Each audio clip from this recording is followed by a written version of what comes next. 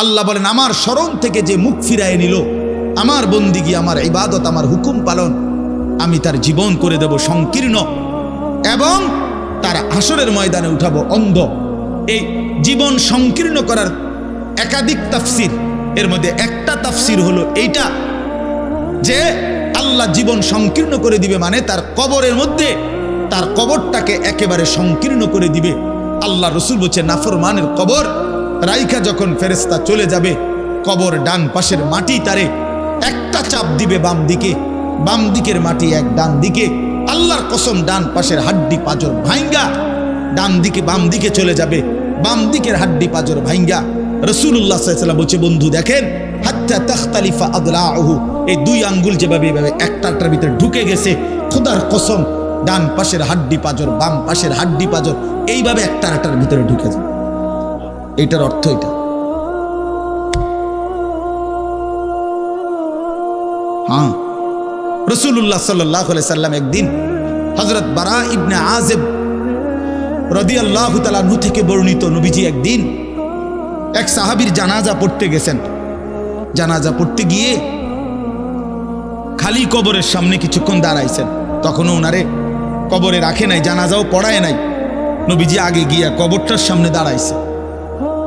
হযরত বারা ইবনে আযিব বলেন আমরা নবীজির সাথে ছিলাম, আল্লাহ নবী সাল্লাল্লাহু আলাইহি সাল্লাম কবরের খালি এই কবর দেখা অঝরে কাঁদতে শুরু করছে। আমরা সবাই সাহাবীরা নবীজির সাথে কাঁদতে শুরু করলাম। অনেকক্ষণ কাইদা নবীজি চোখের পানি মুইছা আজীব কথা বলছে নবী। রাসূলুল্লাহ সাল্লাল্লাহু আলাইহি সাল্লাম সাহাবীদেরকে লক্ষ্য করে বলছে ইয়া ইখওয়ানি লিমিসলি হাদা ফাআইদ্দু, আমার বন্ধুরা আমার সাথীরা এই কবরে যাওয়ার জন্য তোমরাও রেডি হও। ফাআইদ্দু, তোমরাও প্রস্তুতি নাও, অচিরেই তুমি আমি সবাই এই কবরেই পৌঁছে যাইতে হবে। রাসূলুল্লাহ সাল্লাল্লাহু আলাইহি সাল্লাম বলছে প্রিয় বন্ধু আমার, জওয়ান সাথী আমার, সামান্য এই কয়েকটি জওয়ানি নষ্ট না করা, নষ্ট না করা, কোনোভাবেই নষ্ট না করা। তো এই জন্য বললাম এই সূরা মুলক এটা আল্লাহ তাআলা অত্যন্ত ফজিলতপূর্ণ একটি সূরা। রাসূলুল্লাহ সাল্লাল্লাহু আলাইহি সাল্লাম বলছেন এটা কবরের আযাব থেকে রক্ষা করবে। এই সূরা নিয়মিত তাফসীরের মধ্যে আমি নিজে পড়ছি, তাফসীরে কুরতুবীতে আছে। আল্লাহ নবী সাল্লাল্লাহু আলাইহি সাল্লাম বলেন লাওয়াদিত্তু, নবীজি বলেন আমার দিলের আশা, আমার দিলের তামান্না, আমার উম্মতের প্রতিটা মুমিন তার কলিজার ভিতরে তার জবানে এই সূরা মুলক থাকুক, সূরা মুলক থাকুক। অর্থাৎ রাসূলুল্লাহ সাল্লাল্লাহু আলাইহি সাল্লাম বলতেন আমার প্রতিটা মুমিন বান্দা উম্মত যেন এই সূরা মুলক তেলাওয়াত করে, যেন কবরের আযাব থেকে রক্ষা পায়। নবীজি 5 ওয়াক্ত নামাজের পরে, আল্লাহর কসম ভাই এখানে অনেক ওলামায়ে কেরাম আছে, আপনি জিজ্ঞাসা করুন, নবীজি 5 ওয়াক্ত নামাজের পরে, সরদারে দু আলম নবীর তো কোনো গুনাহ নাই, তিনি নিষ্পাপ, তিনি তো জান্নাত উদ্বোধন করবেন। আনা আউয়ালু মান ইয়াকরাউ বাবাল জান্নাহ, নবী বলছে আমি সেই মুহাম্মদ যে প্রথম জান্নাতের দরজা আমি নাড়বো, জান্নাতের কড়া নাড়বো আমি মুহাম্মদ। ভিতর থেকে ফেরেশতা বলবে আপনি কে? আমি বলবো মুহাম্মদ। ফেরেশতা বলবে আনতাজিরু লাক, আমি তো আপনার অপেক্ষাই করছিলাম, আপনি আসবেন বলেই তো অপেক্ষায় ছিলাম, আপনি উদ্বোধন করে দিলেই তো বাকিরা ঢুকবে। তো সেই নবী যিনি জান্নাত উদ্বোধন করবেন, তিনি 5 ওয়াক্ত নামাজের পরে ভাইয়া প্রতিদিন তিনি যেই কথাটা দোয়া করতেন, এর মধ্যে একটা দোয়া এটা, আল্লাহুম্মা ইন্নী আউযু বিকা মিন আযাবিল কবর ওয়া মিন ফিতনাতিল কবর ওয়া মিন ফিতনাতিল মাসীহিদ দাজ্জাল ওয়া মিন ফিতনাতিল মাহইয়া ওয়াল মামাত। আল্লাহ আমি কবরের আযাব থেকে পানাহ চাই। নবীজি নিজে বলতেন, নবীজি নিজে বলতেন। প্রিয় ভাই বাবা আমার, চলেন সবাই নিয়ত করি, নিজেকে গুনাহ থেকে বাঁচানো দরকার, নিজের আল্লাহর নাফরমানি থেকে বাঁচানো দরকার। আল্লাহ তাআলা বলেন ইন্নাল্লাযীনা ইয়াখশাউনা রাব্বাহুম বিল গায়ব, আমি আল্লাহকে না দেখে আমার কথাগুলো আখিরাত সম্পর্কিত এগুলোকে না দেখে যারা আমি আল্লাহকে ভয় করে, আখিরাতকে ভয় করে, জাহান্নামকে ভয় করে, কবরকে ভয় করে। আল্লাহ বলেন, তাফসীরের মধ্যে লিখছে, ভয় করে মানে হলো গুনাহ বর্জন করে। কোন ব্যক্তি আল্লাহকে ভয় করে, খোদার কসম এই কথার অর্থ হলো গুনাহ ছেড়ে দেয়। যে গুনাহ ছেড়ে দেয় সে আল্লাহকে ভয় করে, যে আল্লাহকে ভয় করে সে গুনাহ ছেড়ে দেয়। কোন নাফরমান আল্লাহকে ভয় করে না, আল্লাহকে ভয় করলে গুনাহ করতে পারে না। বুঝেন নাই বাংলা কথাটা? এটা কাগজের এই পিঠ ও পিঠ, কাগজের এই পিঠ ওই পিঠ। এই পিঠে যদি লেখা আছে আল্লাহর ভয়, তো ওই পিঠে লেখা থাকবে গুনাহ বর্জন। যে গুনাহ ছেড়ে দেয় সে অটোমেটিকলি আল্লাহকে ভয় করে, যে আল্লাহকে ভয় করে সে গুনাহ বর্জন। এই জন্য তাকওয়ার অর্থ আল্লাহর ভয়, এটার প্রথম অর্থ হইল গুনাহ বর্জন। মান খাশিয়ার রহমান, আল্লাহকে ভয়, এটার প্রথম অর্থ গুনাহ বর্জন, গুনাহ বর্জন। আমার শায়েখ আল্লামা মুফতি মুশতাকুন নবী সাহেব সব সময় চিল্লায় মাহফিলে, অনেক সময় হাজারি করে বলে যে বাপ, গুনাহ আগুন, গুনাহ আগুন, গুনাহ আগুন। প্রতিটা গুনার পিঠে ওই পিঠে আগুন আছে। নারীর প্রতিটা বেপর্দা দৃশ্যের মধ্যে খোদার কসম আগুন জ্বলে। ওই সিনেমার নর্তকীর শরীরে আগুন জ্বলে, ওই নায়িকার শরীরে আগুন জ্বলে, মোবাইলের ওই অস্থির ছবির মধ্যে আগুন জ্বলে, মদের আড্ডায় আগুন জ্বলে, জুয়ার আড্ডায় আগুন জ্বলে, সুদের টাকায় আগুন জ্বলে, ঘুষের টাকায় আগুন জ্বলে, বেপর্দা নারীর শরীরে আগুন জ্বলে। ওইটা রূপ না, ওইটা আগুন, ওইটা জাহান্নাম, ওইটা জাহান্নাম। আল্লাহ তাআলা বলেন, ইন্নাল্লাযীনা ইয়াখশাউনা রাব্বাহুম বিল গায়ব। আল্লাহ তাআলা বলেন, আমার যে বান্দারা আমার আখিরাত, আমার জাহান্নাম, আমার পরকাল, আমার কবর, এই কথাগুলোকে ভয় করে, আমি আল্লাহকে ভয় করে, না দেখে, না দেখে, আল্লাহ বলেন আমি ওয়াদা দিলাম, লাহুম মাগফিরাতুন ওয়া আজরুন কাবীর, আমি তাদের পেছনের সব গুনাহ মাফ করে দেব, আর আমার সবচেয়ে বড় পুরস্কার জান্নাত দিয়ে দেব। এখানে এটা এমন শব্দ না যে কিছু শব্দ তো আছে একটা শব্দের সাথে আরেকটা বলছে অর্থহীন, যেমন কলম টলম। তো এটা সবাই বুঝে যে টলমের কোনো অর্থ নাই, কাগজ টাগজ, তো কাগজের অর্থ নাই। কিন্তু শিক্ষা দীক্ষা এমন না, শিক্ষা শব্দের উল্টা না, এটা এমন না যে এটা শিক্ষার উল্টা কিছু না, এটা আলাদা শব্দ।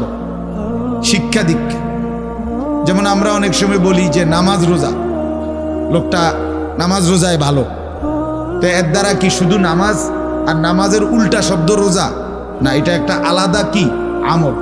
নামাজ একটা ইবাদত, তো রোজা একটা ইবাদত। তো শিক্ষা এটা একটা বিষয়, দীক্ষা এটা একটা বিষয়। শিক্ষা তো তালিম, দীক্ষা এটা তরবিয়ত, আখলাক। আখলাক অর্থাৎ শব্দ মুখস্থ করা এটা যেমন জরুরি, জিন্দিগি গঠন করা এটাও সমান জরুরি, বরং তার চাইতে বেশি জরুরি। এজন্য আমাদের ফেনীর একজন বড় বুজুর্গ আলেম আছেন, ফেনী জামিয়া রশিদিয়া মাদ্রাসার হজরত মাওলানা মুফতি শহীদুল্লাহ দামাত বারাকাতুহুমুল আলী, বাংলাদেশের অনেক বড় একজন বুজুর্গ আলেম। হজরতের মাদ্রাসা ফেনীতে, সেই মাদ্রাসা একটা মাদ্রাসায় কওমি মাদ্রাসা, সেখানে প্রায় 6 থেকে 7 হাজার ছাত্র পড়ালেখা করে, প্রায় 200-এর উপরে উস্তাদ আছে, 200-250 হবে। তো এই জন্য বললাম যে হজরত সবসময় বলে যে পড়া মেধা অনুপাতে কম বেশি হইতে পারে, আখলাক বরাবর হইতে হবে। আখলাক, ছাত্র মেধাগত যোগ্যতার কারণে কেউ রুল নাম্বার 1, কেউ রুল নাম্বার 10, কিন্তু আদব আখলাক বরাবর বরাবর হওয়া চাই। আমরা এটা খুব খেয়াল করি না। আজকে সবাই মনে করে বাচ্চার পড়ালেখা হচ্ছে, ঠিক আছে, পড়তেছে, যাইতেছে, আসতেছে, ছেলেটা পড়তেছে, রেজাল্ট আসছে, কিন্তু আখলাক কোথায়? যে ছেলেটা কখনোই প্রস্রাব করে টয়লেট পেপার ব্যবহার করে না, দাঁড়িয়ে বসে প্রস্রাব করার ক্ষেত্রে কোনো পার্থক্য করে না, তো তার আখলাক, তার জীবন গঠন হইল, শব্দ না মুখস্থ হইল, শব্দ না মুখস্থ হইল। যে ছেলেটা তার মোবাইলের মধ্যে রাত দিন নাচ গান ছবি জিনা ব্যভিচারের দৃশ্য, অথবা শুধু শুধু অনর্থক মোবাইলটা টিপল, তো পড়া তো মুখস্থ করলো, কিন্তু আখলাক কই হইল? আখলাক কই হইল? 3 বছরের বাচ্চার হাতে মোবাইল দিয়ে দিছে, 2 বছরের বাচ্চার হাতে অভিভাবক মোবাইল দিয়ে দিছে। মানে খামখেয়ালির এক জিন্দিগি। এক সন্তান গঠন কিভাবে করতে হয় মুসলমান তাও জানেন, তাও জানে না। বাচ্চাকে টেলিভিশনের হাতে তুলে দিছে, টেলিভিশন দেখে দেখে শেখো। বাচ্চাতে সমবয়সীদের হাতে তুলে দিছে, যে সমবয়সী বন্ধুদের সাথে আড্ডা দিতে দিতে যা শেখো শেখো। এটা কখনোই কি না, নিয়ম না। রাসূলুল্লাহ সাল্লাল্লাহু আলাইহি ওয়াসাল্লাম বলছেন, কুল্লু মাউলুদিন ইউলাদু আলাল ফিতরা, প্রত্যেকটি মানব সন্তান আল্লাহকে মানার শতভাগ যোগ্যতা নিয়ে পৃথিবীতে ভূমিষ্ঠ হয়। কোরআন শরীফে আল্লাহ তাআলা বলছেন, ফিতরাতাল্লাহিল্লাতী ফাতারান নাসা আলাইহা, কোরআনের আয়াত। আল্লাহ তাআলা বলেন, দিন মানার পুরা যোগ্যতা দিয়েই আমি আল্লাহ মানুষকে সৃষ্টি করেছি। আল্লাহ তাআলা এমন একটি হুকুম করে নাই, এমন একটা বিষয় নিষেধ করে নাই যা পালন করার যোগ্যতা কিংবা বর্জন করার যোগ্যতা আল্লাহর বান্দার শরীরের মধ্যে নাই, এমন কোনো বিধান নেই। আমার মধ্যে রুকু করার যোগ্যতাই নাই, অথচ আমারে রুকু করতে বলছে, অথচ আমার কোমর বাঁকা হয় না, বিষয়টা এমন না। আমি সেজদাই দিতে পারি না, আমার হাঁটুও বাঁকা হয় না, কনুইও বাঁকা হয় না, কোমরও বাঁকা হয় না, অথচ আল্লাহ আমারে বললেন সেজদা দিতে। বিষয়টা কি এমন? কথা বুঝছেননি আমার কথাটা? আমারে বানাইলেন তাল গাছ, আমারে বলতেছেন সেজদা দিতে। এইটা বললে না জুলুম হইতো? এটা বললে না জুলুম হইতো? কিন্তু আল্লাহ তাআলা যতগুলো হুকুম করেছেন, যতগুলো নিষেধ করেছেন, প্রতিটা হুকুম পালন করা, প্রতিটা নিষেধ বর্জন করার 100 যোগ্যতা আল্লাহ তাআলা বান্দার শরীরের মধ্যে দিয়েছে। কোরআনুল কারীমের মধ্যে আছে, আল্লাহ তাআলা বলেন, বান্দা আমি তোমাকে বানিয়েছি নাবতালিহি, পরীক্ষা করার জন্য, আর পরীক্ষায় উত্তীর্ণ করার উপযোগী। ফাজআলনাহু সামিআম বাসীরা, আমি আল্লাহই তোমাকে শুনবার জন্য কান দিয়েছি, দেখবার জন্য চোখ দিয়েছি। তাফসীরের মধ্যে লিখছে, অর্থ হইল আমাকে মানবার পুরা যোগ্যতা সম্পন্ন শরীর দিয়েছি। ওযু, গোসল, নামাজ, রোজা, হালাল হারাম, পাক নাফাক সব কিছু বান্দা পালন করতে পারবে এমন যোগ্যতা দিয়ে তারে মানুষ বানাইছে। মানুষ হইবার পরে, মুসলমান হওয়ার পরে কেউ যদি বলে আল্লাহর এই হুকুম পালন করা আমার পক্ষে সম্ভব না, তাহলে এটা হইতে পারে তুমি ছাগল, মানুষ না। তুমি গরু ছাগল ছাড়া আর কিছু না, তুমি মূলত হাইওয়ান। ইনসান হইলে পারতা, তুমি যদি মানুষ হইতা তো ঠিকই পারতা, তুমি যদি মানুষ হইতা তো পারতা। মূলত তুমি নিজের মানুষ এই পরিচয় ভুলে গেছো। তো এই জন্য বাপ আল্লাহ নবী সাল্লাল্লাহু আলাইহি সাল্লাম বলেন, ফাআবাওয়াহু ইউহাব্বিদানিহি আও ইউনাসসিরানিহি আও ইউমাজ্জিসানিহি, মা বাপ সন্তানকে ইহুদি বানিয়ে দেয়, অথবা খ্রিস্টান বানিয়ে দেয়, অথবা অগ্নি পূজক বানিয়ে দেয়। সরাসরি হাদিস, বাবা মা নষ্ট করে দেয় সন্তান। রাসূলুল্লাহ সাল্লাল্লাহু আলাইহি সাল্লাম বলছেন, বাবা মা 3 বছরের বাচ্চাটা ছোট্টবেলা থেকেই ঘরে টেলিভিশন দেখে, রঙিন সিনেমা দেখে, নাটক সিনেমা দেখে, তারে এটা শিখাইবার ক্ষেত্রে কে ব্যবস্থা করে দিল? তার মা বাপ। এ তো 3 বছরের বাচ্চা বাজার থেকে কিনে আনে নাই, টেলিভিশনে এত বড় এটা তো বাচ্চাটা আনে নাই, এটা তো তার অভিভাবক আনছে। এই 3 বছরের বাচ্চাটারে কার্টুন দেখার জন্য, গেমস খেলার জন্য এত বড় মোবাইলটা, এটা তো তার বাবাই দিছে, অথবা তার মা, তার দুলা ভাই, তার বড় ভাই, তার চাচা, এমন কেউ একজন তার হাতে তুলে দিছে। এজন্য আমি সবসময় বলি, যেই মা বাপ, অভিভাবক সন্তানের, অপ্রাপ্ত বয়স্ক সন্তানের হাতে এই বড় মোবাইলগুলো তুলে দেয়, এই মা বাবার চাইতে বড় জালেম আর কেউ নেই। ওরা নিজ হাতে সন্তানকে গলা টিপে হত্যা করে ফেল, ধ্বংস করে দিল, বরবাদ করে দিল, বরবাদ করে দিস। অসংখ্য অভিভাবক আমাদেরকেও তো বলে, বাচ্চা হুজুর খায় না, ঘুমায় না, বাচ্চা মোবাইল না দেখতে না দিলে খায়ও না, ঘুমায়ও না, কান্দে, শুধু কান্দে কান্দে। তার এই বদ অভ্যাস কে বানায়? আর দ্বিতীয় কথা হইল, কান্দলে কি হয়েছে? কোনো বাচ্চা যদি কাঁদে তো কাঁদলে কি মরে যায় মানুষ? তো হেতে কান্দুক, কাঁদলে কি সে মেয়ে? কাঁদতে কাঁদতে সে একসময় থেমে যাবে। 3 বার পরে 4 বারের পরে সে বুঝে নিবে যে এটা আমারে দিবে না। কথা বোঝেন নাই? কাঁদতে কাঁদতে নাহলে 3 বার কাঁদলো, 4 বার কাঁদলো, 10 বার কাঁদলো, একটা পর্যায়ে সে বুঝবে যে এটা আর আমারে দিবে না, এটা আমারে দিবে না। এই জন্য বাপ আমার এটা খেয়াল করা চাই। আমি এই কথাটা শুরু করছি এই কথার থেকে যে কোরআন সুন্নাহর ইলমের জন্য, আদব জন্য। এক তো আপনি শুনলেন প্রতি সপ্তাহে জুমার বয়ান হয়, ইমাম সাহেব কইতে পারবো, ইমাম সাহেব কি কয়, আমনে আমনের মতো, হুজুর হুজুরের মতো না। এই শুধু এতটুকুর জন্য আসা যাওয়া, আল্লাহর কথা শোনা, যে কি শুনলাম কিছুই বুঝলাম না, নিজের জন্য কিছুই গ্রহণ করলাম না, এটা ইনসাফ না। আল্লাহর কোরআন জিন্দেগি বদলাবার জন্য, আমাদের জীবনের পরিবর্তনের জন্য আসছে, পরিবর্তনের জন্য।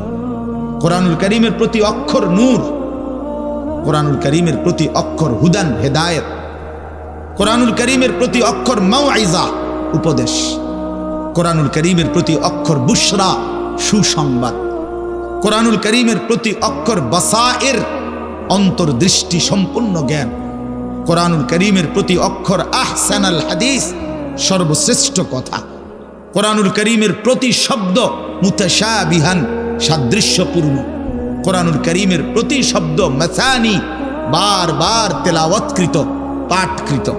কোরআনুল কারীমের অসংখ্য বৈশিষ্ট্য আল্লাহ তাআলা কোরআনে উল্লেখ করেছেন। মা ফাররাতনা ফিল কিতাবে মিন শাই, আল্লাহ বলেন একটা বিষয়ের আলোচনা আমি বাদ দেই নাই কোরআনের মধ্যে। ওয়া নাযালনা আলাইকাল কিতাবা তিবয়ানান লিকুল্লি শাই, বন্ধু আমি আপনার উপরে যে কোরআন নাজিল করেছি তার সমস্ত কিছুর বিস্তারিত বর্ণনা। এজন্য বদনসিব ওই সন্তান, ওই অভিভাবক দুর্ভাগা যে মুসলমান পরিচয় দেওয়ার পরেও নিজ সন্তানকে আল্লাহর কোরআন দেখে দেখেও পড়তে জানে না। আল্লাহর কোরআন দেখে দেখে ছোট বাচ্চা হাফেজে কোরআন হইছে, এই মাত্র দেখছেন আমরা হাফেজে কোরআন হইছে। মুসলমানের সন্তান আল্লাহর কোরআন 30 পারা কলিজার মধ্যে গ্রহণ করছে। আর কি পরিমাণ দুর্ভাগা মুসলমান! আল্লাহর দেওয়া চোখ, আল্লাহর দেওয়া জিহ্বা। আল্লাহ কোরআনে বলছে আলাম নাজআল লাহু আইনাইন, বান্দা আমি কি 2টা চোখ দেই নাই? ওয়া লিসানান, আমি কি জিহ্বা দেই নাই? ওয়া শাফাতাইন, 2টা ঠোঁট কি আমি দেই নাই? হাসরের ময়দানে আল্লাহ তাআলা জিজ্ঞেস করবে বান্দা আমার দেওয়া 2টা চোখ, আমার দেওয়ার জিহ্বা, আমার দেওয়া ঠোঁট, এত লক্ষ কথা বললা, এত কিছু দেখলা, এত শব্দ উচ্চারণ করলা, পৃথিবীর কত লক্ষ কথা তুমি জীবনে বললা, অথচ আমার কালাম সর্বশ্রেষ্ঠ আসমানি কিতাব মালিকের এই কোরআন, এটা একটু দেখে দেখেও পড়তে পারো না, এর চাইতে বড় বদনসিব আর কে হইতে পারে? এজন্য আমি পরিষ্কার বলি সবসময়, আল্লাহর কোরআন যেই মুসলমান দেখে দেখেও শুদ্ধ পড়তে পারে না, আমার দৃষ্টিতে ওই লোকটা বোবা। আপনি বোবা, মূলত দোস্ত তুমি বোবা। বাকি কথাগুলো না বললেও চলতো, বাকি কথাগুলো না বললেও চলতো, এই পৃথিবী ভোগ করা যেত। বোবা মানুষ যারা, তারা কথা না বলতে পারলেও ভাতও খাইতে পারে, ঘুমও যাইতে পারে, পেশাব পায়খানাও করে, বিয়েও করে, বোবা মানুষের বাচ্চা কাচ্চাও হয়। এরকম দেখছেননি কখনো? না, কথা বলেন না কেন? তাহলে বোবায়ও তো পৃথিবী ভোগ করে। তাইলে বোঝা গেল দুনিয়ার এই ভাত মাছ বিয়া বউ, দুনিয়ার এই যৌন চাহিদা পূরণ আর পেশাব পায়খানার ঘুম, এটুকুর জন্য কথা না বললেও চলতো, অন্ধ হইলেও চলতো, অন্ধ হইলেও চলতো, চোখে না দেখলেও কত মানুষ পৃথিবী ভোগ করতেছে। তাহলে যে জবান আল্লাহর দেওয়া, যে চোখ আল্লাহর দেওয়া, সেই মালিকের কালাম দেখে দেখেও পড়তে পারলাম না। 16 বছর বাচ্চাটা পড়লো, অথবা আপনি পড়াইলেন, একবারও ভাবলেন না হায় আমার সন্তানকে আমি কি পড়াইলাম? একবারও মনে করলেন না বাফেরই কি হইল, সন্তানের বা কি হলো? হায় মুসলমান, বাপও তো ছিল মুসলমান, ছেলেটাও তো মুসলমান, না বাপের একবার মনে পড়লো, না ছেলের একবার মনে পড়লো।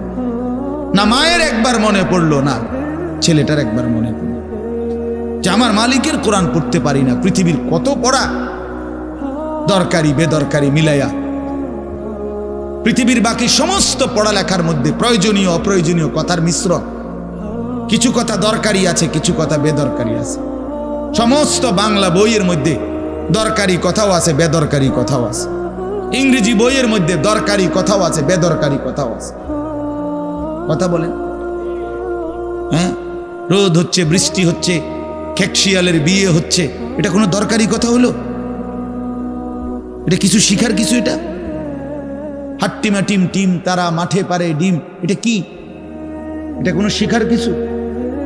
হ্যাঁ, আগডুম বাগডুম গোড়াডুম সাজে, আগডুম কি বাগডুম কি? তার বাপের 14 গোষ্ঠী কইতে পারবো না আগডুম কি। যে লিখছে এটা অনর্থক কথা। 2 little black birds sitting on a wall, one called Peter, one called Paul. দুইটা কাউয়া একটা ওয়ালের মধ্যে বসছে, একটা কাউয়ার নাম হলো পিটার আর একটা কাউয়ার নাম হলো পল। এই হলো কবিতার অর্থ। এটা কি শিখছে ছেলেটা? এখানে কি শিখার? কাউয়া ওয়ালে বসলেই কি, টিনের সালেই বসলে কি? কাউয়া তো কাউয়া, কাউয়া লইয়া আমার দরকার কি? কাউয়া কই বইছে, এটা আমার বাচ্চা শিখতেইব। আমি কি কাউয়ার বাচ্চা? বলেন তো কি অর্থ আছে এটাতে? আর এই পিটার পল এটা সম্পূর্ণ কাফেরের নাম। পিটার এই শব্দ, পল এটা খ্রিস্টানদের নাম, কোন মুসলমানের নাম না। এটা মুসলমানের সন্তান, এটা শিখবে কেন? উচ্চারণ শিখার জন্য, কিছু শব্দ শিখার জন্য। তো শব্দ শিখার জন্য ইসলামী কোনো শব্দ নাই। আল্লাহ আমাদেরকে বুঝ দান করে। আমি বইয়ে এখানে বই ঠিক করতাম বসি না, যে বুঝেন না আমার কথাটা। অর্থ এই উদ্দেশ্য তাহলে আমি বই ঠিক করতে বসি নাই। অর্থ একটা উদাহরণস্বরূপ বললাম আর কি। আবার দরকারি কথাও আছে। আমাদের দেশে সেই ছেলে কবে হবে, কথায় না বড় হয়ে কাজে বড় হবে, ফাইন কথা। সকালে উঠিয়া আমি মনে মনে বলি, সারাদিন আমি যেন ভালো হয়ে চলি, চমৎকার কথা। বোর হলো দৌড় খোলো কুকুমনি উঠোরে, এগুলো তো অন্যায়। এসব কবিতাও তো না, আমরা আমলে নাই ডিমে কইতেছি। এখনকার কি আছে আমি জানি না, এগুলো আমার সময়ে পড়ছি আমরা ছোটবেলায় প্রাইমারিতে। যাই হোক বাপ, অর্থ হইল আল্লাহর কোরআন থেকে সন্তানকে বঞ্চিত করেন না। বঞ্চিত আপনাদের কাছে অনুরোধ, এই যে কয়জন বসছেন, জোয়ান ভাই যারা বসছেন, ভাই আমার স্কুলে পড়েন, কলেজে পড়েন, কোনো অসুবিধা নাই, ঠিক আছে। নতুন করে আবার মাদ্রাসায় ভর্তি হইতে পারবেন না, আমরাও জানি। কিন্তু কোনো একটু সময় বের করে আল্লাহর কোরআন সময় সুযোগ বের করে শেখা সম্ভব। শুক্রবারটা তো অবসর থাকেন, বৃহস্পতিবার বিকাল থেকে তো অবসর থাকেন, শনিবারটা তো অবসর থাকেন। তো একটু আল্লাহর কালাম পড়েন, কোনো একজন আলেমের কাছে, কোনো একজন মসজিদের ইমামের কাছে, কোনো একজন মাদ্রাসার ওস্তাদের কাছে নিজে আলাদা একটু সময় বাইর করেন যে আমার মালিকের কোরআন আমি একটু শুনি, আল্লাহ তাআলার কালাম শুনি। আহা, কোরআনুল কারীমের নূর, এটা যে শুনলো না সে শুনলোটা কি? সে শিখলো কি, পড়লো কি? মজাই তো পাইলেন, কথা বলার মজাই তো হয় নাই। আমি তো অনেক সময় বলি, আল্লাহর ঘরের কালো গিলাফ আর মদিনার সবুজ গম্বুজ যে দেখে নাই, যেই চোখ, হে দেখলো কি? কালো গিলাফ যে দেখে নাই কাবার, রাসূলুল্লাহর রওজায়ে আতহারের সবুজ গম্বুজের ওই সৌন্দর্য যে দেখে নাই, যেই চোখ, সে জীবনে কি দেখলো? আমার একবার মক্কা শরীফ এক লোক উমরার সময়, বাংলাদেশি এক লোক দৌড়াইয়া আমার আয়সা জড়াইয়া ধরছে, ধরাইয়া কাঁদা দিছে, বলছে হুজুর আমি আপনার এক কথার কারণে হজে আসছি, উমরায় আসছি। আমি বললাম মানে? এই কথাইটা আমি এটা শুনছি, আজ আপনি বলছেন যে এই চোখ কাবার কালো গিলাফ দেখে নাই, রাসূলুল্লাহ সাল্লাল্লাহু আলাইহি সাল্লামের রওজায়ে আতহারের সবুজ গম্বুজ দেখে নাই, সে দেখলো কি? আর এটা আমার দিলে লাগছে যে হ্যাঁ ঠিকই তো, আমি আর কি দেখলাম? তাই তো যেই জবান আল্লাহর নামে নিতে জানে না, মালিকের কোরআনে পড়তে জানে না, তুমি পড়লা কি মিয়া? তুমি কি গোড়ার ঘাস কাটলা মিয়া? বাকি সবগুলো পড়া না হলেও দুনিয়া চলতো মিয়া। মূর্খ বকলম, নাম দস্তখত করতে জানে না, টিপসই দেয় এমন হাজারো মানুষ দুনিয়া ভোগ করতেছে। বাড়ি গাড়ি, নেতাগিরি, মাতবুরি, ক্ষমতা, দালান বিল্ডিং সবটা দুনিয়া ভোগ করছে, অথচ নামটাও সই দিতে জানে না। এমন নাই? বলেন না এমন নাই? তো সে কোন যোগ্যতায় দুনিয়া ভোগ করছে? সে কিভাবে দুনিয়া ভোগ করতেছে? যদি বলেন সে সমাজে তার কোনো মান সম্মান, আরে না মিয়া, বহুত নেতাদের মাতবর সমাজের, সে তো মূর্খ, টাকার জোরে ক্ষমতা দেখাচ্ছে, এমন মানুষ নাই? তো তাইলে এই জন্য বাপ আবারও অনুরোধ করছি আমি, অর্থ হলো অপমান করা না, জেনারেল শিক্ষা নিষেধ করা না। আমি তো কুমিল্লা ভিক্টোরিয়া কলেজ থেকে মাস্টার্স পাস করছি, সায়েন্স বিজ্ঞান বিভাগ থেকে দাখিল পাস করছি। এর মানে এটা বাদ দিতে বলতেছি না, বাদ তো আমি দিছি না, বাদ আপনি দিছেন। কথা বুঝেন নাই? বাদ আপনি দিছেন, আল্লাহর কোরআন বাদ দিছেন, রাসূলুল্লাহ সাল্লাল্লাহু আলাইহি সাল্লামের সুন্নাহ বাদ দিছেন। এতগুলো পড়ছেন, ধন্যবাদ আপনাকে। এটা পড়লেন না কেন? এতগুলো শিখতে পারলেন, এত লক্ষ টাকা খরচ করতে পারলেন, 4 বছরের মেডিকেলের জন্য, 6 বছরের মেডিকেলের জন্য এক বাপ তার ছেলেটার জন্য, মেয়েটার জন্য কত লক্ষ টাকা খরচ করছে, তার কোনো কুল কিনারা আছে মিয়া? তো আপনি পড়ান, কোনো অসুবিধা নাই, কিন্তু আপনি আপনার বাচ্চাটাকে আল্লাহর কোরআন থেকে বঞ্চিত করলেন কেন? নামাজ থেকে বঞ্চিত করলেন কেন? 2টা সূরা পড়তে জানে না, একটা আত্তাহিয়াতু শুদ্ধ করে বলতে পারে না, একটা দোয়ায়ে কুনুত পড়তে জানে না। একজন মুসলমান বেটা, 40 বছর বয়স, লজ্জা থাকা উচিত বেটা, ওই বেটা শরম থাকা উচিত বেটা। কার জমিন খাইতেছ, কার আসমান ভোগ করছো, কার দুনিয়া ভোগ করতেছ? এত বড় মালিকের আসমান ও জমিন ভোগ করে সেই মালিকের সেজদাটাও ঠিক মতো দিতে জানে না, সেই মালিকের নামটাও পড়তে পারে না। এর চাইতে লজ্জার কি হইতে পারে বলেন বাবা? অপমান কি হইতে পারে? আল্লাহ আমাদেরকে বিবেক দান করেন, আল্লাহ আমাদেরকে বিবেক দান করেন। বিবেক থাকা চাই, বিবেক থাকা চাই। কোরআনুল কারীমের মধ্যে আছে, আল্লাহ তাআলা বলছে, একটা সাংঘাতিক কথা আছে কোরআন শরীফে, ফাবিআইয়ি হাদিসিন বা'দাহু ইউমিনুন। আমার দিল নড়ে কোরআনের এই আয়াত শুনলে, কলিজা শুদ্ধা কাইপা ওঠে।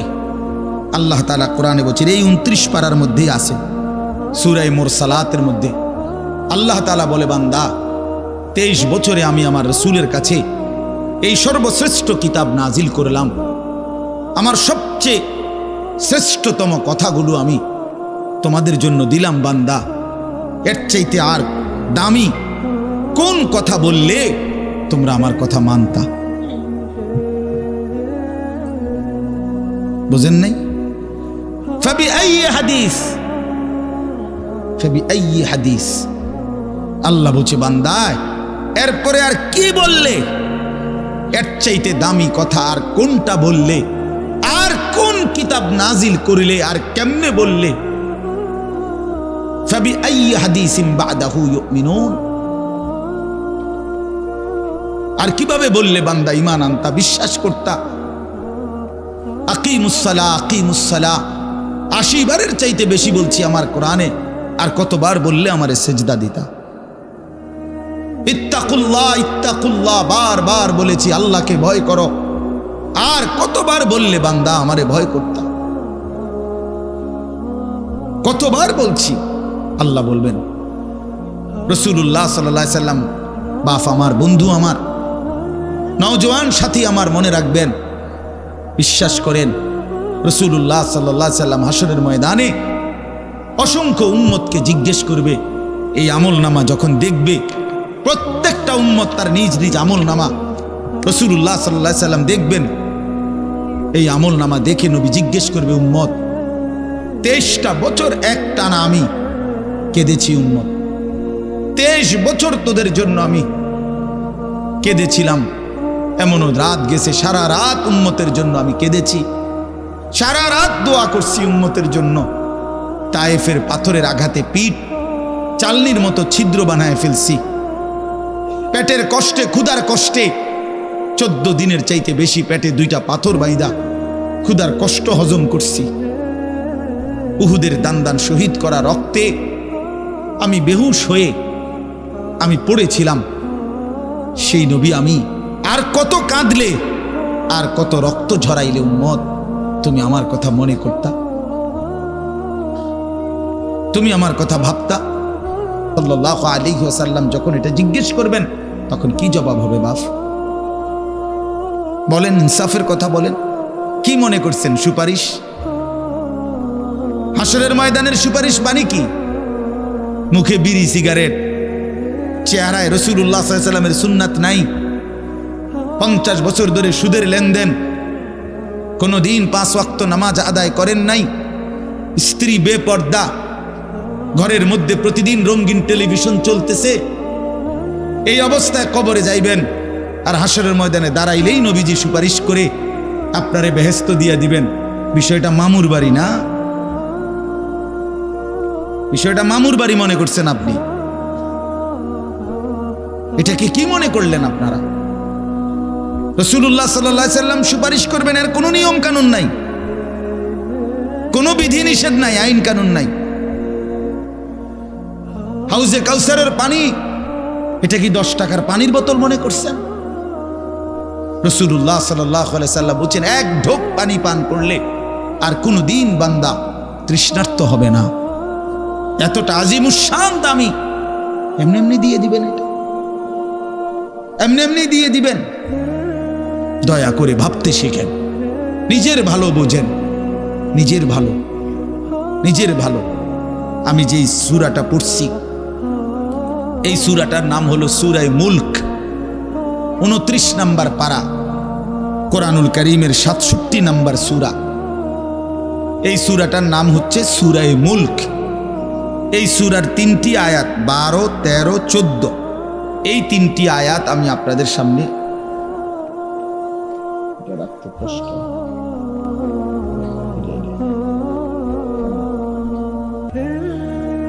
এই 3টি আয়াত আমি তেলাওয়াত করছি। এই আর অল্প একটু সময়ের মধ্যে আমি আপনাদের সামনে এই 3টা আয়াতকে সামনে রেখে কয়েকটা আর কথা বলতে চাই। প্রথম কথা, আপনারা রাগ হইয়েন না আমার, আমি আপনাদেরই অঞ্চলের মানুষ, এখন আপনারাও আমার, আমিও আপনাদের। আল্লাহর কোরআন শিখেন। আমার কথা হলে আমি বলি না যে সবাই সব জেনারেল পড়া বন্ধ করে দেন, অর্থ হলে আপনি একটু সময় বাইর করেন। কথা, যারা চাকরি করেন, ব্যবসা করেন, বুড়া মানুষেরও অনেক বয়স্ক লোক কইলে হুজুর না আর কইয়া লাভ নাই, এই বয়সও না নাই, বিড়ি খাই না বয়স আছে। হ্যাঁ মাশাআল্লাহ, বিড়ি খাইতে কইলে চা দোয়ানে গপ মারুন না, বয়স ঠিকই রয়েছে অন। হ্যাঁ, এখনো টেলিভিশন 3 ঘন্টা চাইতে কইলে মাশাআল্লাহ কাকুর শরীরে বল আছে। মানুষের বেডির নাচ দেখবো, এতে কোনো লজ্জা শরম নাই। দুনিয়া ভোগ করতে বললে, ভাত খাইছে মাত্র, এখন যদি বলেন আবার আপেল খাইবেন নি, হদ পেঁয়াজু খাইবেন নি, চা দোকানে গেছে আর আবার খাবে। দুনিয়া পুরাটা ভোগ করবে। 90 বছরও দুনিয়া ফুরায় না, 90 বছরও আখেরাত মনে পড়ে না। আফসোসের ব্যাপার মিয়া। আল্লাহ বলছে কোরআনে, আলাম ইয়ানি লিল্লাযীনা আমানু আন তাখশা কুলুবুহুম লিযিকরিল্লাহ। এই আমার ইমানদার বান্দা, আমায় আল্লাহর ভয়ে, আমার স্মরণের জন্য, আমার বন্দেগীর জন্য তোমার দিলটা নরম হওয়ার সময় আজও কি হয়নি বান্দা? 365 দিনে, খোদার একটা বছরে যে কোনো দিন ফজরের নামাজ পড়লা না যুবক, তোমারে যেন আল্লাহ ডেকে বলে, হায় বান্দা, তাহলে কি আর কোনো দিন নামাজ পড়বা না? 30 বছর ধরে যে কোনো দিন সুদের লেনদেন ছাড়লেন না, হারাম রোজগার করেই গেলেন, আল্লাহ তাআলা যেন ডেকে বলে, বান্দা, তাহলে এই নাফরমানি কি আর কোনোদিন ছাড়বা না বান্দা? সিদ্ধান্ত নিয়ে ফেলছো তাইলে আজীবন সুদের উপরেই থাকবা, আজীবন মিথ্যার উপরেই থাকবা। তাহলে কি বান্দা এই ফয়সালায় নিয়ে ফেলছো আজীবন কাস্টমার ঠকাইয়েই যাইবা, ওজনে কমই দিয়ে যাবা? তাহলে কি এই ফয়সালা নিয়ে নিছো তোমার বিবি আজীবন বেপরদাই থাকবে? তোমার ঘরে অহরহ প্রতিনিয়ত রঙিন টেলিভিশন চলবে নিয়মিত, এই ফয়সালা তোমার? ঠিক আছে বান্দা, কুলু ওয়া তামাত্তাউ কালিলান ইন্নাকুম মুজরিমুন। কোরআন শরীফের আয়াত। আল্লাহ বলছে নাফরমান বান্দা, খাও, দুনিয়া ভোগ করো কিছুক্ষণের জন্য, শুধু মনে রেখো ইন্নাকুম মুজরিমুন, তুমি কিন্তু পাপী। এই কথাটা শুধু মনে রাখো, বাকিটা পরে হইব, ভাত খাও। হ্যাঁ হ্যাঁ, কোরআন শরীফের আয়াত এটা। কুলু ওয়া তামাত্তাউ কালিলান ইন্নাকুম মুজরিমুন। আল্লাহ যেন বলে 8টার সময় যেই নাফরমান নাস্তা খাইতে বসে, আল্লাহ বলে বান্দা খা, কোনো অসুবিধা নাই, শুধু মনে রাখিস বেঈমান ফজরের নামাজ পড়ো নাই। কথা কান শুধু মনে রাখো, পরে হইব অন খাও। রাত 10টা বাজে যেই নাফরমান ভাত খাইতে বসছে, আল্লাহ তাআলা যেন ডাক দিয়ে বলছে বেঈমান খা, ভাত খা, খানা আমি আটকাইতাম না, শুধু মনে রাখিস এশার নামাজ পড়স নাই, ভাত খা বেঈমান। খানা আটকাবো না, খানা আমি জন্তু জানোয়াররাও খাওয়াই, তোরে খাওয়াবো না কেন? খানা আমি কুকুর বিড়ালরেও খাওয়াই, খানা আমি গরু ছাগলরেও খাওয়াই, তোরে দেব না কেন বান্দা? খা, শুধু মনে রাখবি ইন্না আ'তাদনা লিল কাফিরিনা সালাসিলা ওয়া আগলালাম ওয়া সাঈরা। আল্লাহ বলে প্রতিটা নাফরমানের জন্য আমি রেডি রাখছি আগুনের শিকল এবং আগুনের বেড়ি এবং জাহান্নামের আগুন।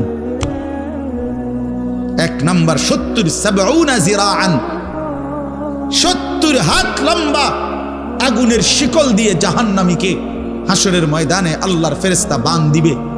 1 2 নাম্বার 2টা হাত। দোস্ত দেখেন শুধু আমার দিকে, সূরা ইয়াসিনে আছে ইন্না জাআলনা ফি আ'নাকিহিম আগলালান ফাহিয়া ইলাল আদকানি ফাহুম মুকমাউন। এটার অর্থ হলো এই যে হাসরের ময়দানে প্রত্যেকটা পাপী নাফরমানকে ফেরেশতা 2 হাত আলগি দিয়া এইভাবে ঘাড়ের সাথে বান দিয়া ধইরা এই 2 থুতনির নিচে 2 হাত এভাবে দিয়া এইভাবে বান দিয়া রাখে। আল্লাহর কসম, রব্বে কাবার কসম করে বললাম, এইভাবে বান দিবে। আর কোনোদিন বেঈমান চোখটাও নিচের দিকে নামাইতে পারবে না, কারণ এই থুতনি তো উঠাই দিছে উপরের দিকে, এটা দিয়ে ঠেলা দিয়া। এটা অর্থ হলো আগলা আলাম। এই আয়াতের সূরা ইয়াসিনের এই আয়াতের অর্থ এটাই, ইন্না জাআলনা ফি আ'নাকিহিম আগলালান। আল্লাহ বলছে বান্দা আমি দেখাবো। আল্লাহ ডাক দিয়ে বলে ভাই আমারও তোমারও, জওয়ানকেও বুড়োকেও। আল্লাহ বলে বান্দা কি মনে করছো আমি রহমান না? ঠিক আছে, তুমি কি এটা শোনো নাই আমি যে কাহ্হার? তুমি তো শুনছো আমি রাহিম, তুমি কি শোনো নাই আমি জব্বার? আমি যুনতিকাম, আমি প্রতিশোধ গ্রহণকারী, আমি সারিউল হিসাব, দ্রুত হিসাবকারী, আমি জব্বার, আমি প্রবল প্রতাপান্বিত, কাহ্হার, আমি মুতাকাব্বির, আমি বারি। তুমি জানো না? আমার একটা নাম শুনলা, আমার দয়ার নামটা শুনলা, আমি যে শাস্তি দেব সেটা শোনো নাই? কি ভাইয়া, কোরআনুল কারীমের মধ্যে জান্নাতের বর্ণনা যেমন আছে, জাহান্নামের বর্ণনা নাই? কথা বলেন না কেন? তো সেগুলো কার জন্য? সেগুলো কার জন্য? মা সালাকাকুম ফি সাকার ক্বালু লাম নাকু মিনাল মুসাল্লিন। একবারে সোজা বাংলা দেখেন, জাহান্নামী জাহান্নামে চিৎকার করবে, জাহান্নামের ফেরেশতা ডাক দিয়ে বলবে বেঈমান জাহান্নামে কেন আসলি? ক্বালু লাম নাকু মিনাল মুসাল্লিন। নাফরমান বলবে বন্ধু ফেরেশতা ভাই আমি দুনিয়াতে নামাজি ছিলাম না। কি ছিলাম না? সরাসরি কোরআনের আয়াত। আল্লাহ বলেন ওয়াইলুন ইয়াউমাইদিল লিল মুকাদ্দিবিন। সমস্ত মিথ্যাবাদী নাফরমান পাপীদের জন্য সেদিন জাহান্নাম। যদি বলেন কেমন নাফরমান মাওলা? আল্লাহ বলেন ওয়া ইদা কিলা লাহুমুর কাউ লা ইয়ারকাউন। দুনিয়ায় এই নাফরমানকে যতবার বলা হয়েছিল রুকু করতে, সেজদা করতে, নামাজ পড়তে, বেঈমান নামাজ পড়ে নাই, এজন্য জাহান্নাম। কোরআনুল কারীমে আল্লাহ বলছেন কাল্লা ইদা বালাগাতিত তারাকি, নাফরমানের মৃত্যুর সময় যখন আসবে, মালাকুল মউত আজরাইল তারে যখন ডাক দিবে, আইয়াতুহান নাফসুল খাবিসা, প্রতিটা পাপী নাফরমানের জান কবজের সময় আজরাইল যখন ডাক দিয়ে বলবে, হে খবিস আত্মা বের হ, উখরুজি বের হ, আত্মাটা বের হতে চাইবে না। আল্লাহর নবী বলেন, কসম বাবা। নবীজি বলে, মালাকুল মউত আজরাইল খপ করে ধইরা কলজা থেকে রুহটা একটা টান দিয়া ছিঁড়া ফেলবে, একটা টান দিয়া ছিঁড়ে ফেলবে।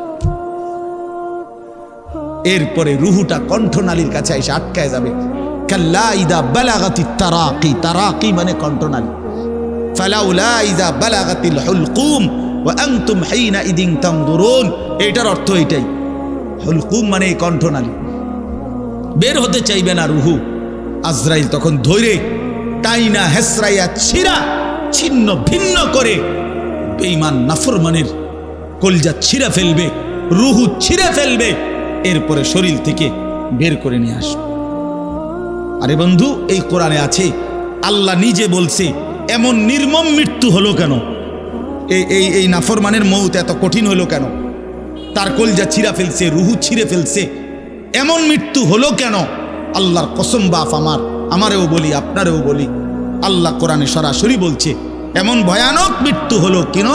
ফালা সাদ্দাকা ওয়ালা সাল্লা, কারণ এই নাফরমান আমি আল্লাহর কথায় বিশ্বাস করে নাই, ওয়ালা সাল্লা, এবং নামাজ পড়ে নাই, নামাজ পড়ে নাই, নামাজ পড়ে।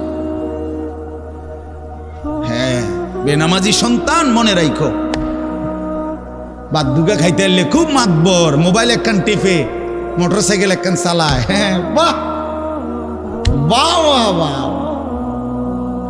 বাহ বাহ বাহ। আর কি, আর ধরে কে? আমার একটা মোটরসাইকেল আছে, আমার একটা মোবাইল আছে, আমার কিছু বন্ধু আছে যারা আমার সারাক্ষণ অসৎ সঙ্গ দেয়। যখনই আমার সমস্ত নাফরমানি মন চায়, কিছু অসৎ বন্ধু মিলে যায়, যে বন্ধুরা আমার সারাক্ষণ চরিত্রহীনতা শিখায়, অসভ্যতা, নোংরামি, অশ্লীলতা, বেহায়াপনা শিখায়। এমন কিছু বন্ধু যার মিলে গেছে, একটা মোটরসাইকেল মিলে গেছে, একটা মোবাইল মিলে গেছে, তো নারীর ছবি, আড্ডা, জিনা, ব্যভিচারের দৃশ্য, মদের আড্ডা, জুয়ার আড্ডা, নারীর আড্ডা, নারীর আলাপ, অথবা মোবাইলের অশ্লীল ছবি দেখা, এই জিন্দিগি মুসলমান? এর জন্যই আল্লাহ তাআলা আমাদেরকে মুসলমানের ঘরে বানাইছিলেন। এই জন্যই আমার বাবা মুসলমান, এই জন্যই আমার মা মুসলমান। আল্লাহ আপনি মাফ করে দেন। ইনসাফের সাথে ভাইবেন। অনেক নওজোয়ান ভাই, সবাইরে অনুরোধ করলাম, দোস্ত আমার, ইনসাফের সাথে ভাইবেন, নিজেরে নষ্ট করেন না। ছেলেরা আমার, ভাইয়া, নিজেরে নষ্ট করো না ভাই, নওজোয়ান ভাই, নিজেরে নষ্ট করো না। শেষ পর্যন্ত কেউ নাই, শেষ পর্যন্ত একদিন, দিন শেষে, রাত শেষে দেখবেন আমার সাথে কেউ নেই, আমি একাই, আমি একাই।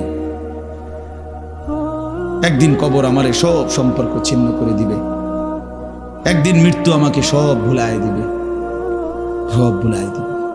তো এই সূরাটার নাম হলো সূরা মুলক। এটা কোরআন শরীফের অত্যন্ত ফজিলতপূর্ণ একটা সূরা, মাত্র 30টা আয়াত এই সূরার মধ্যে। আল্লাহ নবী সাল্লাল্লাহু আলাইহি ওয়াসাল্লাম বলছেন, এই সূরাটি যে নিয়মিত তেলাওয়াত করবে, আল্লাহ নবী বলেন, তুমজিহি মিন আযাবিল কবর, এই সূরা মুলক তাকে কবরের আযাব থেকে রক্ষা করবে।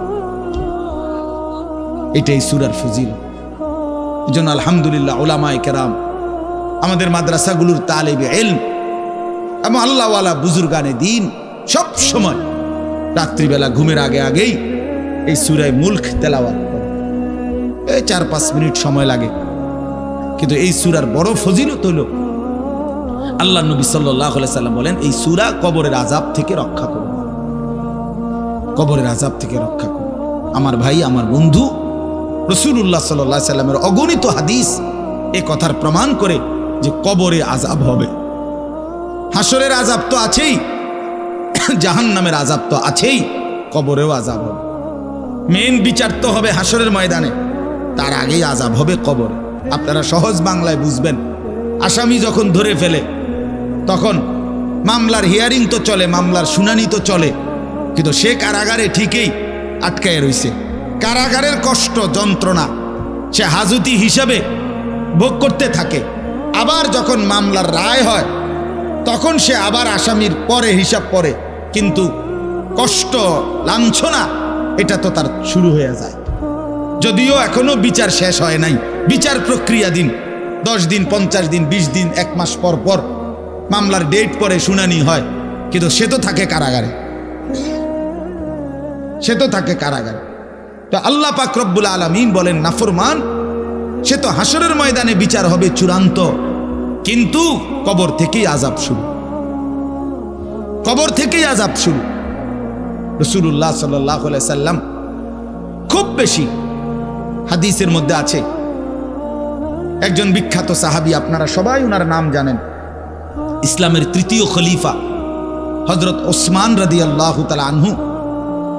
কিতাবের মধ্যে আছে, আমরা নিজে আত-তাযকিরা, আমার কাছে কিতাব আছে আরবি, ইমাম কুরতুবী রাহমাতুল্লাহ আলাইহির লিখিত কিতাব, ওখানে আছে হযরত ওসমান রাদিয়াল্লাহু তাআলা আনহু যখন কোনো কবরের সামনে দাঁড়াইতেন তো প্রচন্ড কাঁদতেন, ভীষণ কাঁদতেন, হাত্তা ইয়াবুল্লা লিহিয়াতাহু, কাঁদতে কাঁদতে উনার দাড়ি ভিজে যেত।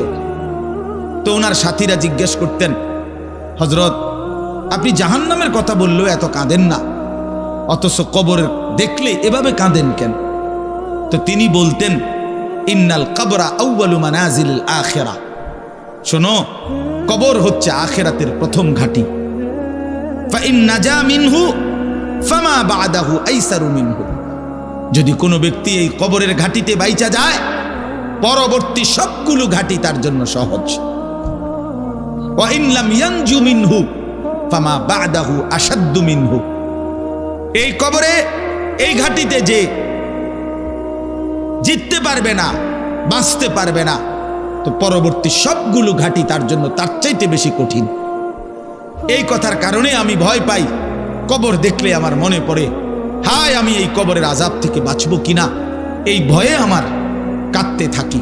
তো এরপরে তিনি বলছেন, হযরত উসমান রাদিয়াল্লাহু তাআলা আনহু বর্ণনা করেন যে আল্লাহর নবী সাল্লাল্লাহু আলাইহি সাল্লাম বলছেন, আমার ভাই খেয়াল করে শুনেন, নবীজি নিজে বলছেন, আল্লাহ রাসূল সাল্লাল্লাহু আলাইহি সাল্লাম জীবনে কোনোদিন একটা শব্দ বানায়া বলছেন? কথা বলেন, অতিরিক্ত বলছেন, বেশতি বলছেন, শুধু ভয় দেখানোর জন্য বলছেন না, তামাশা করে বলছেন? এটা আপনাদের ইয়াকিন তো? কথা বলেন না। আল্লাহ নবী সাল্লাল্লাহু আলাইহি সাল্লাম বলেন, মা রাআইতু মানজারান কাত্তু ইল্লা ওয়াল কবরু আফজাউ মিনহু। রাসূলুল্লাহ বলেন, হযরত ওসমান বর্ণনা করেন যে আমি নবীজির জবানে শুনছি, নবীজি বলছেন, হে আমার উম্মত, আল্লাহর কসম উম্মত, কবরের চাইতে অধিক ভয়ানক কোন আযাবের দৃশ্য আমি রাসূল মুহাম্মদ দেখি নাই, আমি দেখি।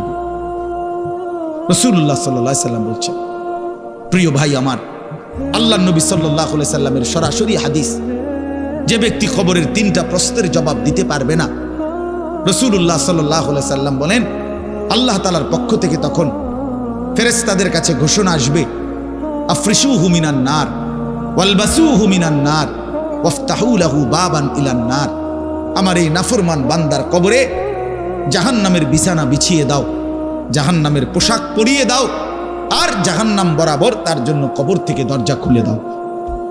ফেরেশতারা যখন এই কার্যক্রমটা শেষ করবে, প্রথম জাহান্নামের বিছানা বিছায় দিছে, পোশাক পরায় দিছে, জাহান্নাম বরাবর দরজা খুলে দিছে, আল্লাহর নবী সাল্লাল্লাহু আলাইহি ওয়াসাল্লাম বলেন, একজন ফেরেশতা এসে তখন ফায়ুদরাবু লাহু বিমিতরাকাতিন মিন হাদিদিন, নবীজি সাল্লাল্লাহু আলাইহি সাল্লাম বলেন, তখন একটা লোহার হাতুড়ি, লোহার গুর্জ, লোহার হাতুড়ি দিয়ে একজন ফেরেশতা তাকে একটা আঘাত করবে। কি আঘাত? কোথায় আঘাত করবে?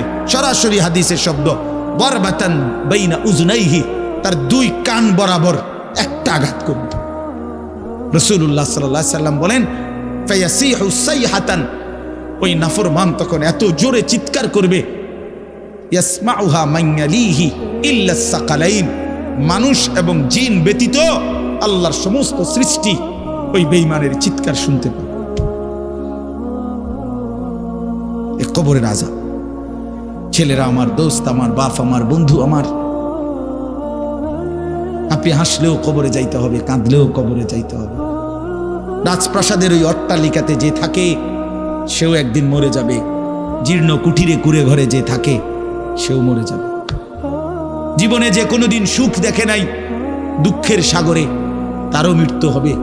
জীবনে যে কোনোদিন দুঃখ দেখে নাই সুখের সাগরে ভাসছিল, তারও মৃত্যু হবে, সেও মরে যাবে। কবর নিশ্চিত, কবর নিশ্চিত। মিন ওয়ারাইহিম বারযাখুন ইলা ইয়াউমি ইউবআসুন। আল্লাহ তাআলা মৃত ব্যক্তিকে বলবে, বান্দা, কোরআন শরীফের আয়াত, এখন থেকে নিয়ে ইসরাফিলের ফুঁতে হাসরের ময়দানে উঠানো পর্যন্ত বারজাখ মানে কবরের জীবনে পড়ে থাকো। ভেবে দেখেন, ভেবে দেখেন, শুধু 1 মিনিট। আমিও ভাবি, আপনিও ভাবেন। হাদিসের মধ্যে আছে, মা বাইনান নাফখাতাইন 40। ইসরাফিল প্রথম ফু দিলে জমিনের সবকিছু মাটির নিচে চলে যাবে। দ্বিতীয় ফু দিলে মাটির নিচ থেকে আবার সবাই উঠে হাসরের ময়দানে দাঁড়াবে। তো নবীজি সাল্লাল্লাহু আলাইহি সাল্লাম বলছে, এই 2 ফুঁয়ের মাঝখানে ব্যবধান হবে 40।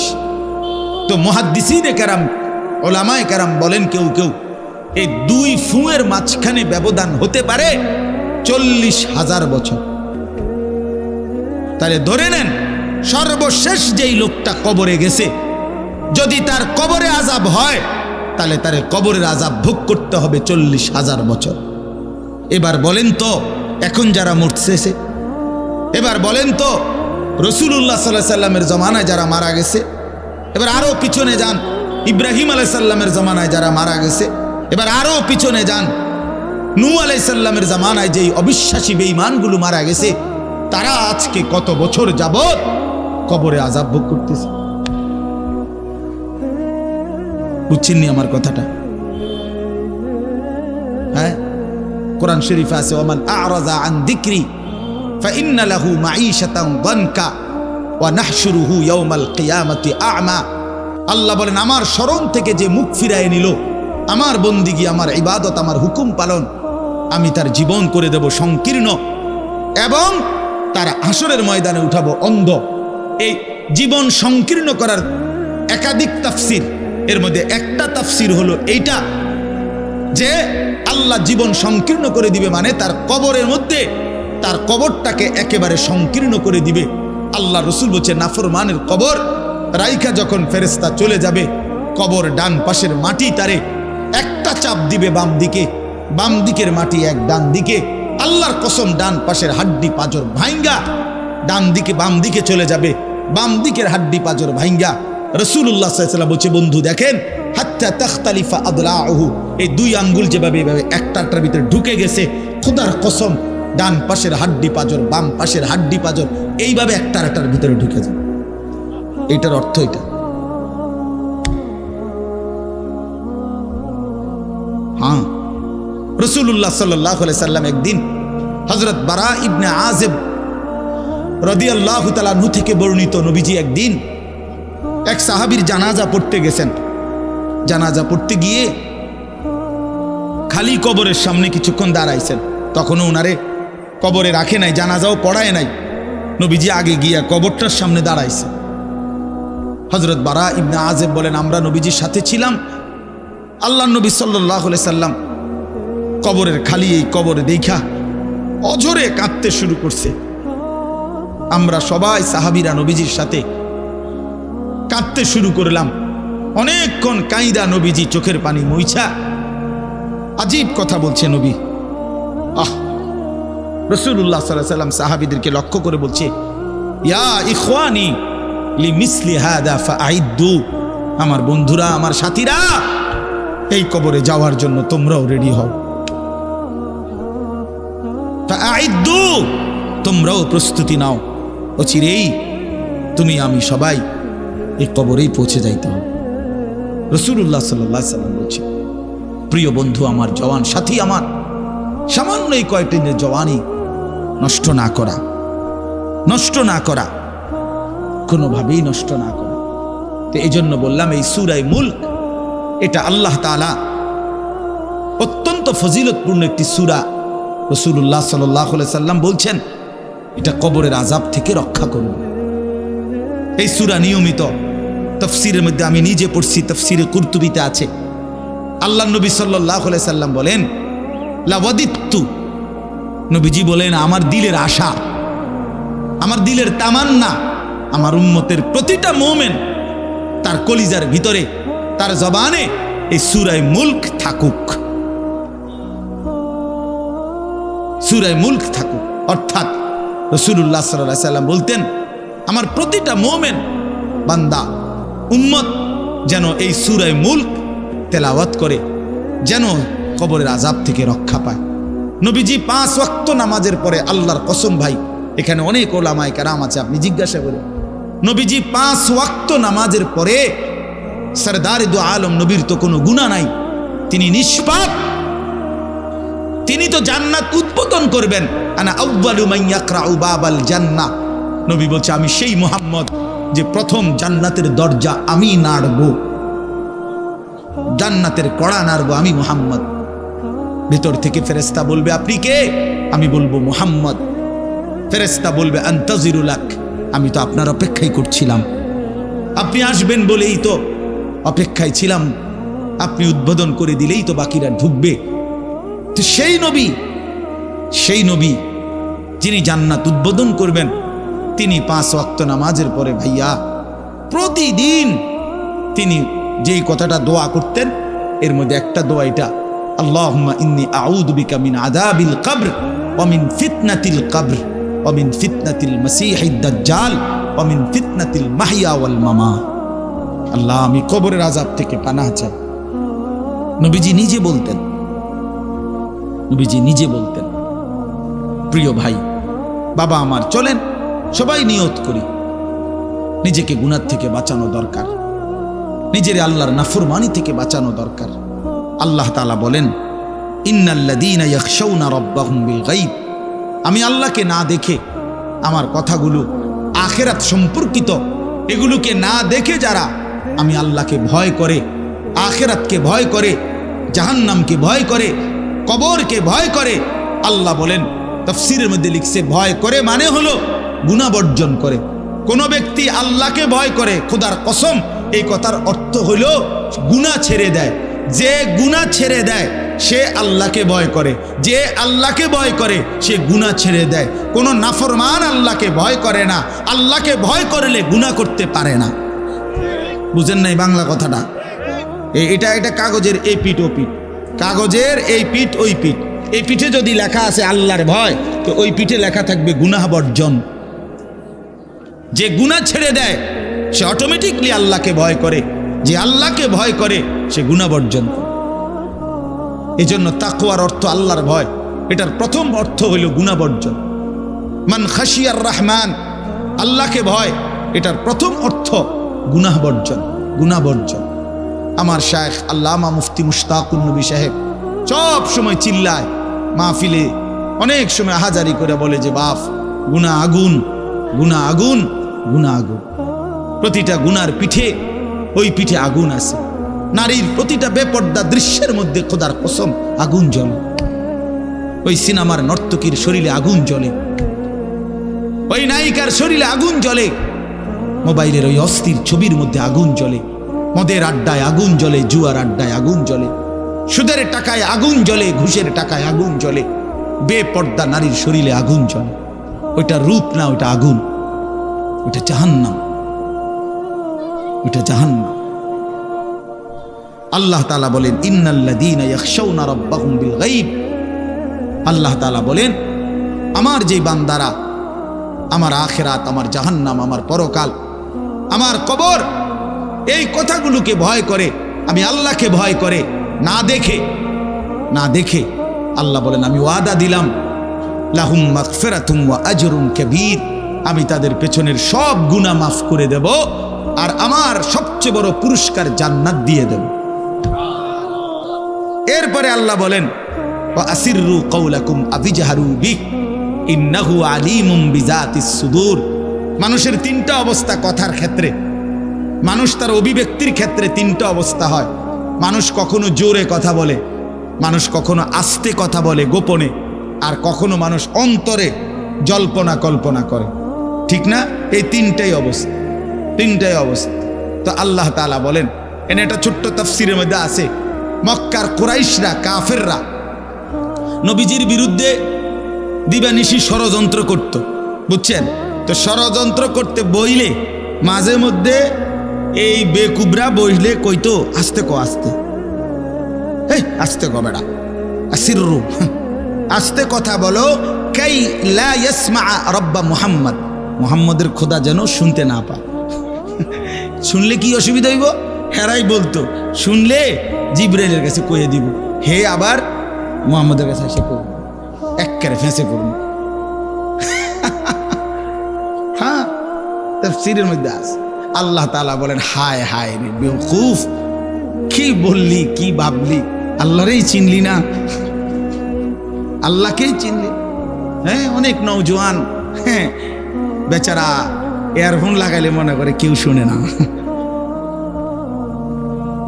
ইয়ারফোন লাগাইলেছে আর কি, বুঝেন না? কানের মধ্যে দুইটা বল্টু লাগাইছে, খালাস, আর তো দুনিয়ার কেউ শুনে না। আরে না ফরমান, দুনিয়ার কেউ শুনে না সেটা তো কথা না, আর শাজিমের মালিক তো শুনে।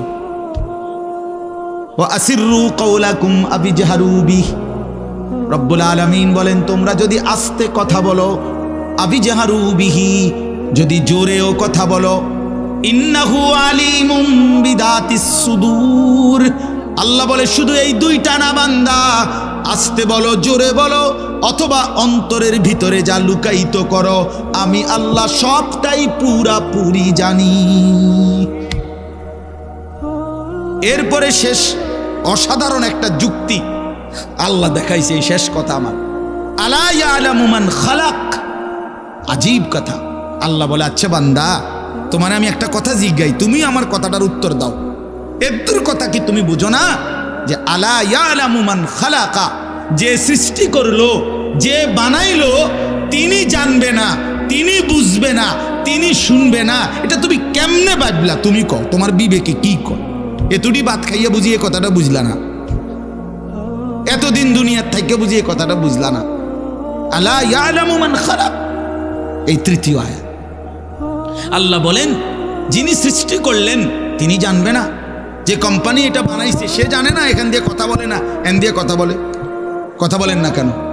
তো যিনি সৃষ্টি করলেন আল্লাহ, আমরা কি করছি না করছি তিনি আমাদের কথা জানবেন না? কথা বলেন না, বলেন না, শুনেন তিনি?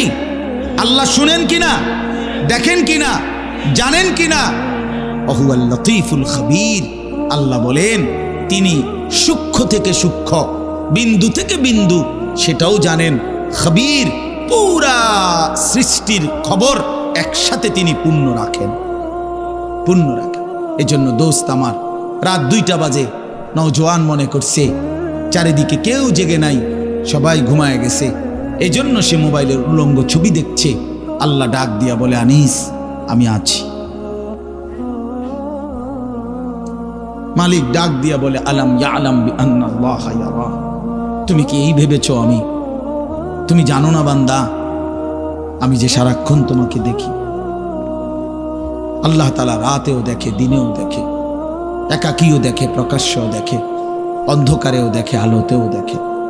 7 আসমানের উপরে কোনো ফেরেশতা হাঁটলেও মালিক দেখে, 7 তবক জমিনের নিচে কোনো পিঁপড়া হাঁটলেও মালিক দেখে। আটলান্টিক মহাসাগরের যে প্রাণী গভীর তলদেশে, আল্লাহ তাকেও দেখে। হিমালয়ের সুউচ্চ চূড়ায় যে প্রাণী, আল্লাহ তাকেও দেখে।